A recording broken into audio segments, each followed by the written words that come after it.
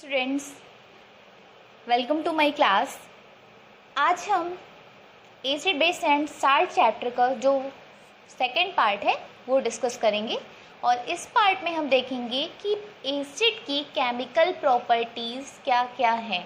क्या डिस्कस करेंगे आज की क्लास में? Chemical properties of acid. इससे पहले वाली क्लास में हम लोगों ने फिजिकल प्रॉपर्टीज़ ऑफ एसिड देख लिया था और ये भी देखा था कि एसिड और बेस की डेफिनेशन क्या होती है, उनके डिफरेंट सोर्सेस क्या होते हैं। तो अगर आपने फर्स्ट पार्ट नहीं देखा है तो आप फर्स्ट पार्ट देखिए, उसके बाद आप सेकंड देखिएगा तो ज़्यादा समझ में आएगा। तो अब हमें क्या देखना है? हमें देखना है कि जो एसिड है वो केमिकल्स के साथ किस तरीके से रिएक्ट करता है, अलग अलग केमिकल्स के साथ कैसे रिएक्शन वो शो करेगा। तो इस क्लास में हम आपको ये भी बताएंगे कि किस तरीके से, शॉर्ट ट्रिक बताएंगे कि किस तरीके से आप रिएक्शन को आसानी से लर्न भी कर सकते हैं। तो स्टार्ट करते हैं। सबसे पहली केमिकल प्रॉपर्टी, सबसे पहली केमिकल प्रॉपर्टी ये है एक्शन ऑन लिटमस। ठीक है, एक्शन ऑन लिटमस मतलब हमें एक पेपर होता है लिटमस पेपर, ठीक है। तो उस लिटमस पेपर पे एसिड का क्या एक्शन होता है? तो जब भी लिटमस पेपर पे एसिड को डाला जाता है तो एसिड क्या करता है, ब्लू लिटमस को किस में चेंज कर देता है? रेड कलर में। तो हम इसमें क्या लिखेंगे? Acid turns blue litmus to red. ठीक है, क्या बताया मैंने? अगर आपके पास क्या है, एसिड है, और अगर आप उसे लिटमस पेपर पे डालेंगे तो वो लिटमस पेपर को, ब्लू लिटमस पेपर को रेड में चेंज कर देगा। ठीक है, तो अगर वो एसिड होगा तभी चेंज करेगा ब्लू लिटमस को रेड में, वरना आप कोई भी चीज डालेंगे तो उसका कलर चेंज नहीं करेगा वो। ठीक है, तो पहली प्रॉपर्टी तो ये हो गई, तो आप आसानी से लर्न कर सकते हैं। इसके बाद हम देखते हैं अलग अलग क्या क्या केसेस हैं। ठीक है, तो सब इसके बाद हम सेकेंड देखेंगे, reaction on metal. Second heading क्या लिखेंगे? Reaction on metals. ठीक है, जब एसिड मेटल के साथ रिएक्ट करता है तो क्या होता है? एक पहले आप शॉर्ट ट्रिक क्या लर्न करेंगे कि कोई भी मेटल है, ठीक है, जब वो एसिड के साथ रिएक्ट करता है तो क्या बनता है? सबसे पहली चीज है कि हाइड्रोजन गैस जो है वो लिबरेट करता है, मतलब हाइड्रोजन गैस को निकालता है। सबसे पहली चीज आपको ध्यान रखनी है कि कहीं भी कोई मेटल अगर एसिड से रिएक्ट कर रहा है तो हाइड्रोजन गैस तो निकलनी ही निकलनी है। तो हाइड्रोजन गैस निकल जाएगी, इसके बाद क्या बनेगा? एक साल्ट बनेगा। ठीक है, अब कैसे, एक एग्जाम्पल देखते हैं कि कैसे हम आपको मेटल बताएंगे। जैसे कि एक मेटल ले लेते हैं, जिंक। ठीक है, मेटल के बारे में आपको नॉलेज होगी कि कौन कौन से मेटल हैं। चलिए आपको एक दो मेटल और बता देते हैं।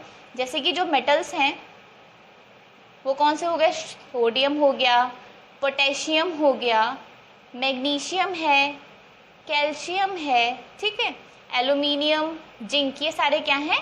मेटल हैं। और भी हैं बहुत सारे, मेनली आप इतने याद कर लीजिए।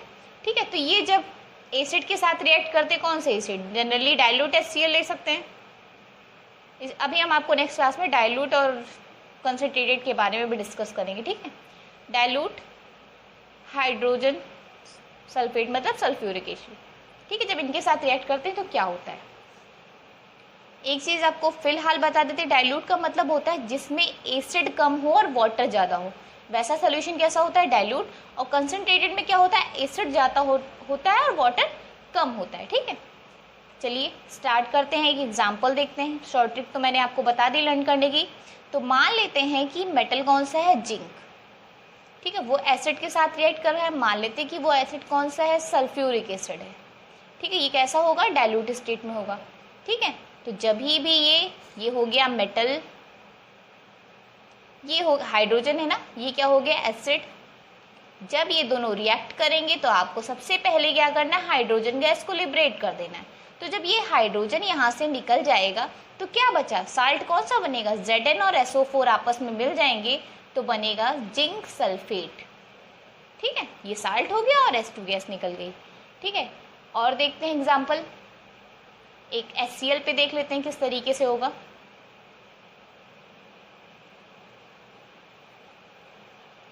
HCl के लिए हम देख लेते हैं, मान लेते हैं एक मैग्नीशियम ले लिया हमने मेटल और इस पर हमने HCl की रिएक्शन कराई, ये भी किस स्टेट में है, डाइल्यूट।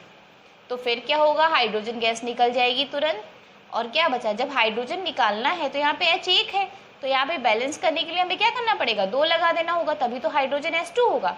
जब हमने 2 लगाया तो Cl भी कितने हो गए, 2 हो गए, तो Mg और Cl2, तो Mg हो गया और Cl2। अब ये आपको ये ध्यान देना है कि MgCl2 हमने क्यों लिखा है। आपको ये पता होना चाहिए कि मैग्नीशियम क्लोराइड साल्ट बनना है, ठीक है, लेकिन मैग्नीशियम की वैलेंसी कितनी होती है, 2, और क्लोरीन की कितनी होती है, 1, इसलिए ये फॉर्मूला हमने लिखा है MgCl2। और इसको लिखने से हमारे जो बैलेंस है चीज़ें वो हो गई, Cl कितने थे, 2, यहाँ पे Cl कितने हो गए, 2, ठीक है, इतना लिख लीजिए। अभी मैंने आपको Zn की रिएक्शन H2SO4 से बताई थी, अब हम आपको Zn की रिएक्शन HCl के साथ बताएंगे कि किस तरीके से होती है। क्या लिखेंगे यहाँ पे, Zn लिखेंगे, फिर HCl से करवाएंगे रिएक्शन, तो H2 गैस निकल गई, बाकी क्या बचा, Zn और Cl बचा, तो Zn और Cl2, जिंक क्लोराइड, ठीक है। ये हो गई रिएक्शन ऑन मेटल, किस तरीके से एसिड मेटल के साथ रिएक्ट करता है। इसके बाद हम सेकेंड देखेंगे पॉइंट, रिएक्शन विथ साल्ट, ठीक है, साल्ट के साथ कैसे एसिड रिएक्ट करता है।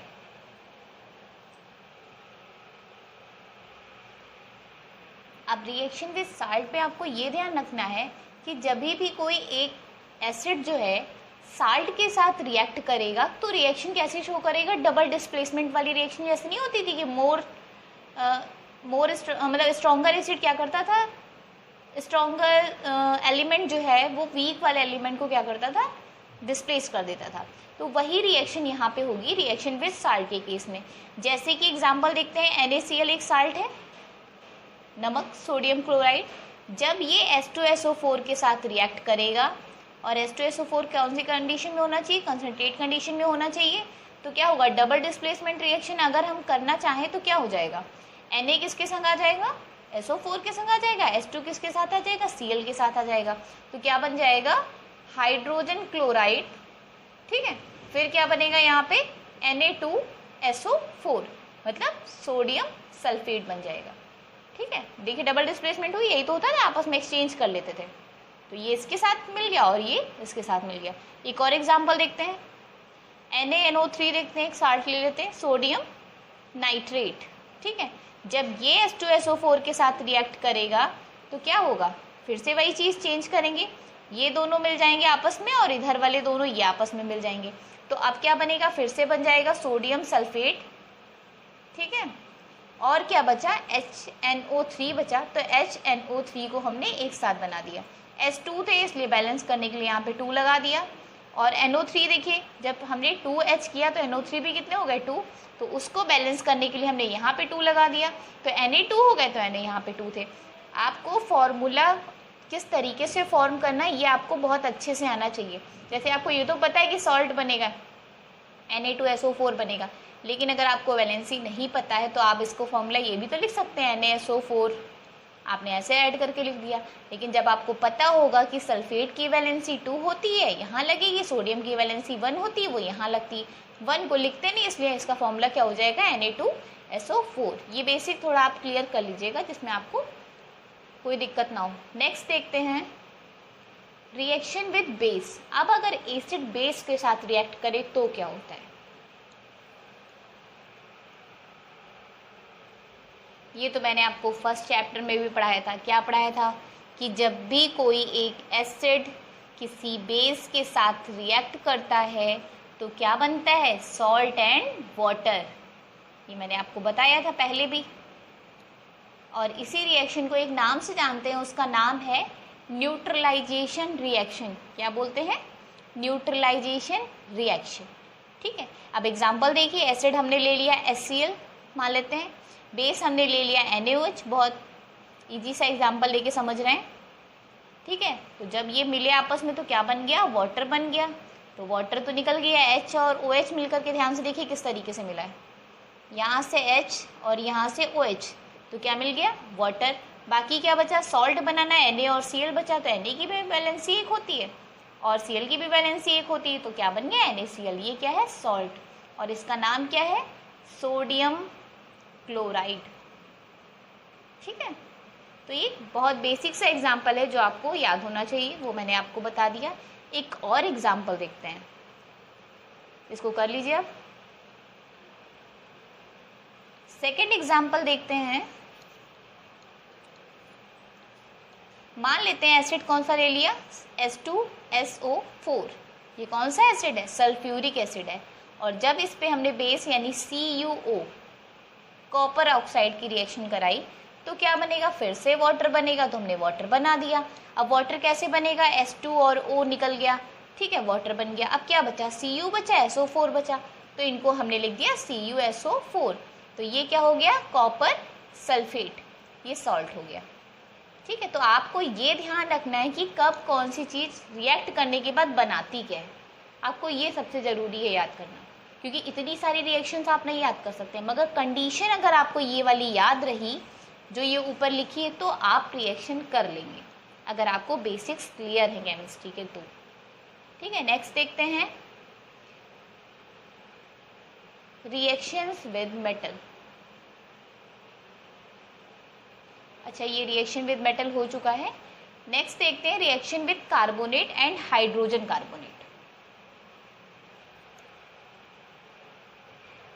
अब इसको कैसे करेंगे, इसका भी एक बेसिक स्ट्रक्चर आपको दिमाग में रखना है, फिर आपको रिएक्शन करनी है। जैसे कि बेसिक स्ट्रक्चर क्या है कि मेटल कार्बोनेट और मेटल हाइड्रोजन कार्बोनेट, ये देखिए क्या लिखा हुआ, हाइड्रोजन कार्बोनेट। दोनों का बेसिक जो है स्ट्रक्चर वो सेम है। ठीक है, चाहे मेटल कार्बोनेट हो या फिर मेटल हाइड्रोजन कार्बोनेट हो, जब एसिड के साथ रिएक्ट करेंगे तो क्या बनाएंगे, आपको क्या क्या याद रखना है। सबसे पहली चीज बनाते हैं सॉल्ट, उसके बाद बनाते हैं कार्बन डाइऑक्साइड और फिर बनाते हैं वाटर। ठीक है, चाहे जो कार्बोनेट हो या हाइड्रोजन कार्बोनेट, बस बैलेंसिंग थोड़ी सी चेंज हो जाएगी, बाकी बनेगा हर बार यही। ठीक है, अब देखते हैं एक एग्जाम्पल, देखते हैं कैसे आप इसको लर्न करेंगे। जैसे कि पहला एक ले लेते हैं, मेटल कार्बोनेट लेते हैं पहले। ठीक है, मेटल ले लिया सोडियम और सोडियम का कार्बोनेट ले लिया, दैट इज Na2CO3। इसकी रिएक्शन हमने किससे करवा दी, एसिड से करवा दी। ठीक, एसिड से जब रिएक्शन करवाएंगे तो क्या होगा, चुपचाप आपको क्या करना है, सॉल्ट को भी छोड़ दीजिए, कार्बन डाइऑक्साइड और वाटर को रिएक्शन के बाद ये दो चीज़ें बननी ही बननी, वो हमने बना दी। ठीक है, अब जरा आपको देखना है कि सॉल्ट कौन सा बनेगा। अब Na है, यहाँ पे Cl है, तो यही दोनों तो आपस में मिलके सॉल्ट बनाएंगे। Na और Cl आपस में मिलके क्या बना देगा, NaCl, मतलब ये सॉल्ट बन गया। अब देखिए जरा, Na निकल गया, Cl निकल गया। ठीक है, दो थे यहाँ पे, तो हमने बैलेंस करने के लिए यहाँ पे क्या लगा लिया, 2 लगा लिया। जैसे ही 2 हमने आगे लगाया तो Cl भी 2 हो गए, तो उसको 2 करने के लिए यहाँ पे 2 लगा दिए हमने। अब ध्यान से देखिए क्या हुआ, वाटर निकल रहा है और कार्बन डाइऑक्साइड, इस CO3 से CO2 निकल गया, एक O बचा है यहाँ पे, और एक O जो है ये 2H के साथ मिल करके क्या बना दिया, वाटर बना दिया। ठीक है, तो बस आपको ज़्यादा दिमाग नहीं लगाना है, सिर्फ बैलेंस करना है, ये ध्यान रखना है कि CO2 H2O तो निकलना ही है। सॉल्ट देख लेंगे करस्पॉन्डिंग कौन सा बन रहा है, फिर हम उसको लिख लेंगे। अब हम जैसे हमने आपको बताया है मेटल कार्बोनेट, अब ऐसे ही हम रिएक्शन देखेंगे मेटल हाइड्रोजन कार्बोनेट की। ठीक है, अब आप देखिए क्या चेंज हो रहा है। ठीक, इसी रिएक्शन में बताएंगे हम आपको। मेटल हाइड्रोजन कार्बोनेट, देखिए metal Na, hydrogen that is H, carbonate that is CO3। Sodium hydrogen carbonate इसको पढ़ते हैं। ठीक है, या सोडियम बाई कार्बोनेट भी पढ़ते हैं, इसका दूसरा नाम क्या है, सोडियम बाई कार्बोनेट। ठीक है, जब रिएक्शन कर रहा है HCl के साथ, तो बात तो मैंने कही थी, बनेगा तो यही, क्या बनेगा, salt, carbon dioxide, water, salt बनाया, कार्बन डाइऑक्साइड, वाटर बन गया। बस आपको देखना है कि कैसे बैलेंस हो रहा है। ठीक है, ध्यान से देखिएगा, Na एक था, Cl था, मिलके सॉल्ट बना दिया, CO3 था, CO2 निकल गया, यानी यहाँ का एक O बचा है। ठीक है, और 2 यहाँ के H बचे हैं वाटर। बट कहने का सेंस है कि इसमें आपको सिर्फ बैलेंस नहीं करना पड़ेगा, बाकी बनेंगी चीज़ें सेम। वही मैंने आपसे कहा था, सिर्फ बैलेंसिंग चेंज हो सकती है, बाकी बनेगी चीज़ें सेम। ठीक है, अब हम देखते हैं नेक्स्ट। इस टाइप की और रिएक्शंस भी आप अपनी बुक में देख सकते हैं, प्रैक्टिस कर सकते हैं। ठीक है, नेक्स्ट देखते हैं reaction with sulphides and hydrogen sulphides. जैसे अभी हम लोगों ने क्या पढ़ा था, कार्बोनेट्स, हाइड्रोजन कार्बोनेट। अब हम क्या पढ़ेंगे, सल्फाइड और हाइड्रोजन सल्फाइड्स के साथ क्या होता है, देखते हैं इसको। जैसे मैंने अभी आपको बताया था, सेम वैसे ही कार्बोनेट की जगह हमें सल्फाइड करना है। ठीक है, मेटल सल्फाइड्स या फिर क्या हो, मेटल हाइड्रोजन सल्फाइड हो।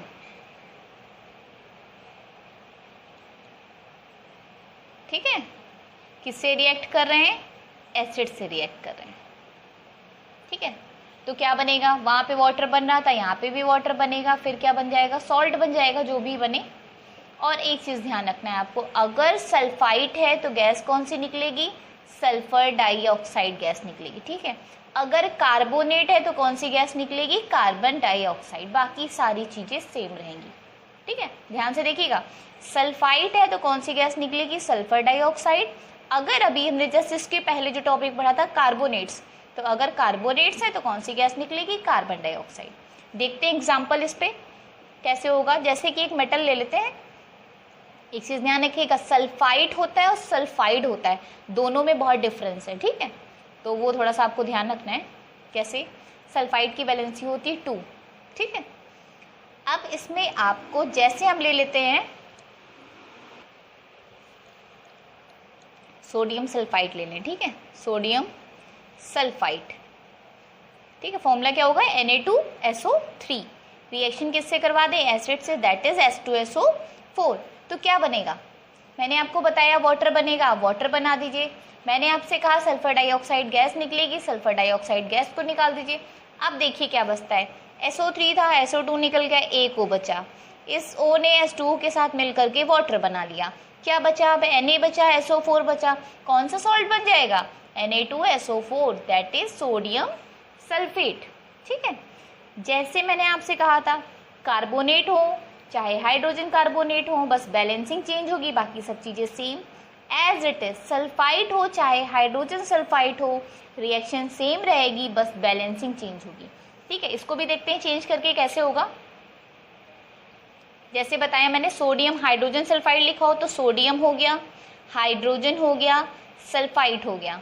रिएक्शन किससे करवानी थी, H2SO4 से करवानी थी, करवा दिया। अब क्या हुआ, इसको कराने के बाद वही काम हुआ, H2 और यहाँ का जो O बचा था मिल करके क्या बन गया, वाटर बन गया। SO2 निकल गया, अब NaSO4 मिला, तो Na फॉर्मूला क्या होता है, Na बचा, यहाँ पे SO4 बचा, फॉर्मूला होता है Na2SO4 होता है। तो सिर्फ आपको बैलेंसिंग चेंज करनी, Na2 है, यहाँ पे Na1 है, तो बैलेंस करने के लिए यहाँ पे क्या लगाना पड़ेगा, 2 लगाना पड़ेगा। जैसे हमने यहाँ पे 2 लगाया, वैसे ही Na2 तो कंप्लीट हो गए। SO यहाँ पे कितने हो गए, S हो गए 2, और S यहाँ पे टोटल कितने हैं, देखिए ध्यान से, S हो गए यहाँ पे 1 और 2।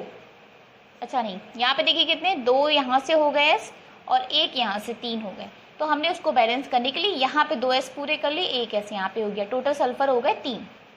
ठीक है, और देखिए क्या चेंज हुआ, वाटर यहाँ से जब हमने किया तो हाइड्रोजन हो गए यहाँ पे 2।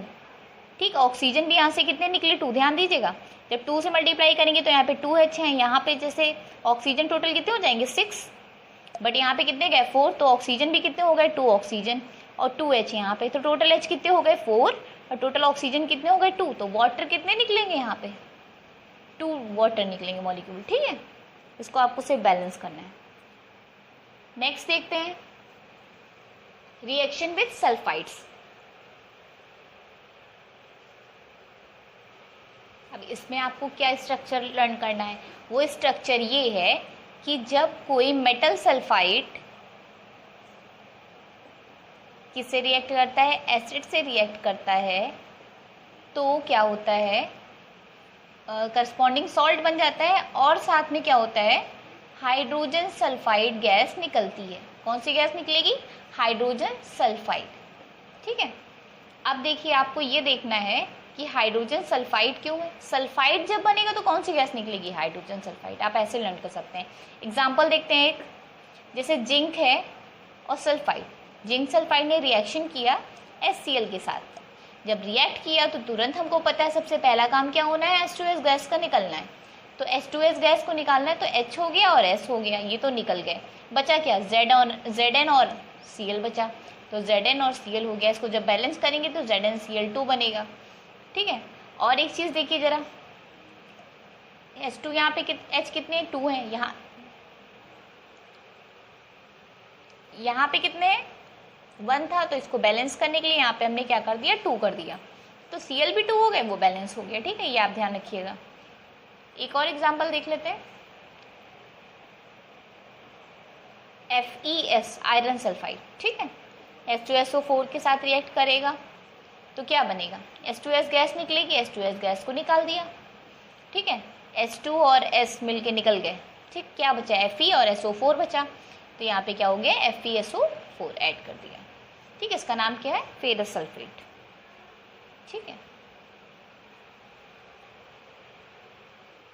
नेक्स्ट देखेंगे reaction of metallic oxide with acid. ठीक है, किस तरीके से वो एसिड से रिएक्ट करता है। कौन सी चीज? Metallic oxide. पॉइंट नंबर 8 हो जाएगा, reaction of metallic oxide with acid. इसका भी स्ट्रक्चर आपको लर्न करना है। आप कोरिलेट करके अगर चीज़ें लर्न करेंगे तो आपको आसानी से लर्न हो जाएंगी। ठीक है, देखिए होता क्या है, मेटेलिक ऑक्साइड, कोई भी मेटल ऑक्साइड जब एसिड से रिएक्ट करेगा तो क्या बनाएगा? Salt and water. ठीक है, ये कैसी रिएक्शन लग रही है? कुछ कुछ आपको न्यूट्रलाइजेशन रिएक्शन के जैसा लग रहा होगा। ठीक है, एग्जांपल देखते हैं। जैसे एक ले लेते हैं मेटल ऑक्साइड, कॉपर ऑक्साइड। ठीक है, एसिड HCl ले लेते हैं, रिएक्ट करवाते हैं, क्या बनेगा? पहली चीज़ वाटर बनेगी, दैट इज H2O। H2O यानी H और O मिल गए, बाकी बचा क्या? CuCl बचा।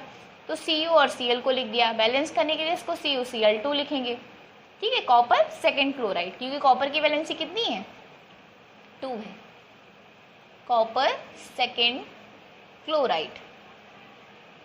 ठीक है, वाटर बन गया। अब देखिए Cl2 कितने? Cl कितने थे? 2। तो यहाँ पे बैलेंस करने के लिए हमने Cl को बैलेंस करने के लिए कितना लगा दिया? आगे 2 लगा दिया। तो हाइड्रोजन भी 2 हो गए, वाटर और हाइड्रोजन 2 हो गए, ऑक्सीजन मिलकर के क्या बना दिया? वाटर बना दिया।